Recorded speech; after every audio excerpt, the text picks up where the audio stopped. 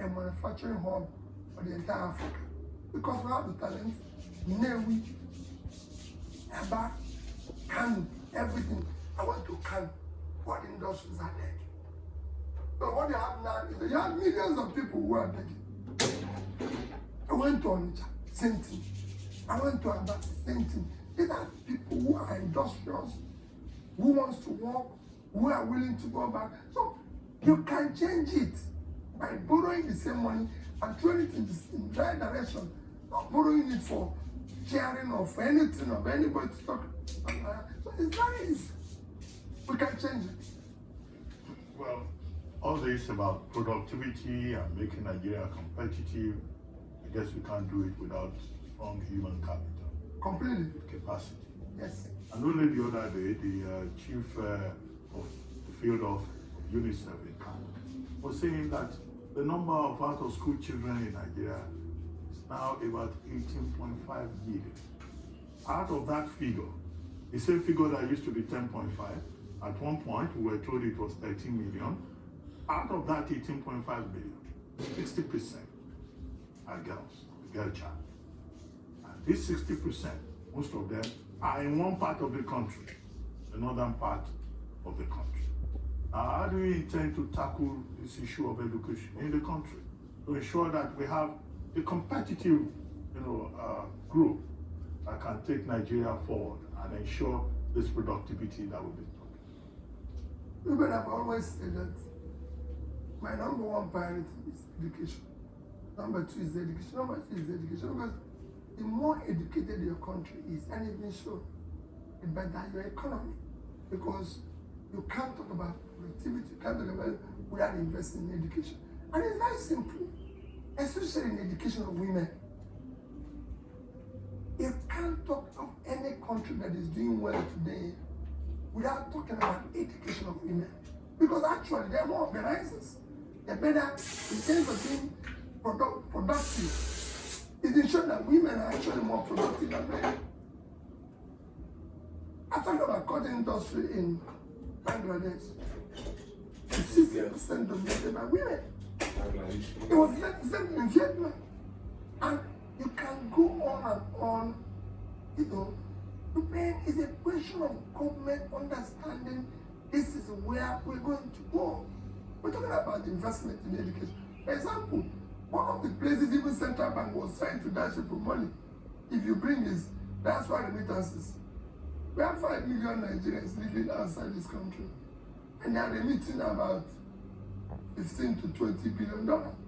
Imagine if you educate, say, 15 million, you can even succeed in putting investment in 10 million of them, and they leave this country. And that's what remittance we hit 50. That's what Philippines is doing. They become a servant of the world. That's what we talk about Singapore, talk about everything. It is about education. When you invest in it, there's no way this country can comfortably invest in education. The amount of money we borrowed and sharing, Ruben today can fund education. I was a governor. When I came in, we had a problem in Anambra State. Our problem was that the boys were not going to school because they wanted to go and trade. They didn't see any value in education. So we had 80% girls in school, 20% boys. When I came in, nobody wanted to talk about education. Of course, we are lagging. We're number 26, 27. I even saw Governor Makinde the other day. One of his achievements said he has moved Oyo from 26 to number 11. Because I remember very well that time, Anambra used to be 26, but it used to be this. And I said to myself, it can't be. We can change this. We will invest in education. But what we did was simple. We put in the resources direct to the school. And it worked. We moved from 26 number 1, 2011, 2012, 2013. Today we have the highest cutoff point. You can change it anywhere. I think in schools everywhere in the world. If you are going to Tamboa, I visited Sokoto once. Said, where are you going to? I said, I'm going to schools. I went to schools in the border. I went to schools, about 4 schools in Sokoto, and you could see people who wants to learn. Why are they not doing that? Because we have refused to invest. But let me even tell you, what we are going today in terms of criminality, our children will refuse to invest and educate yesterday, it become a problem for us today. And the earlier we start educating the ones that are coming now, the better. So we will do that. And there's resources to that. All this money you see that's being budgeted for education and everything never get to schools. They don't get to where they should be. What we're going to do now is have a policy. Nigeria cannot be, look at what World Bank said yesterday, that we are 7th worst country in human development. Nigeria. This is the country that used to be exemplary.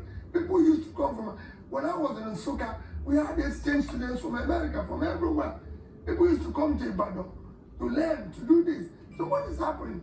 We now go to Ghana. We now go to this. It will change. I have now become 161 over 185. It cannot be. Because we are a country, we have the resources. People will tell you we don't have the resources. Where did we put the one we borrowed? JP Morgan has removed Nigeria from its emerging markets index, and it's feared that other banks may follow suit. So speaking of borrowing, our debt level is already high. Are we going to have problems securing funding? Will we be able to actually borrow? Well, not if you're borrowing for a good reason. Yes, we have the problem. We were delisted because they said the reason. If I want to help it, I called my colleagues. I have contacts in the London, in the city of London, and I've got have contacts in New York and everything. When I called, I was surprised. And what they said was simple, that you are the only oil producing country that did not pay in $1 in your account between January and March. And of course, price of oil moved from 50 something, price doubled. What that my sister, price of products you're selling doubled. I expect you to come in with more money from the bank. But all of a sudden, you didn't pay anything.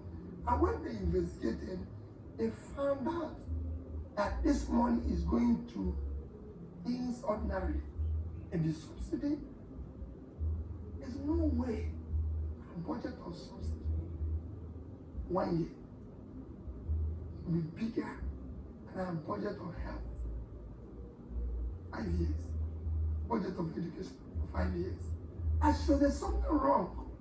What are we subsidizing? Let's discuss it.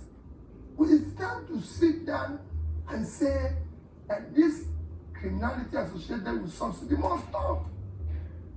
We have a country. We do things there without conscience. Even among the worst corrupt and stealing country, there will be conscience. People do ask me. And I said to them, hey, wait a minute. I did not take Anambra State money. But even if I did, but if I left 75, if I had taken 5, I think there's conscience. But for the 5, no way. I don't know. I said it any day, anytime. Capital no. Go and show me one. And I challenge anybody. Show me in the 8 years of Peter being governor where Anambra State money was mismanaged. Challenge anybody. And that's what I tell people. Do not bother about how my private life or this. There's so many things I can do to make money. I'm a great creator any day, anytime. Whether here, in the Western world, anywhere. Because there's so much opportunity in life. But I'm saying that even if you have conscience. You say, no, this is wrong. This is right. So, where is the money? So, they delisted us because we didn't save any money. But that will not stop us from borrowing. People say our debt to GDP is low. It's low. Compared to, say, Egypt, Morocco, anything. But, see the difference. If Morocco issues a bond today,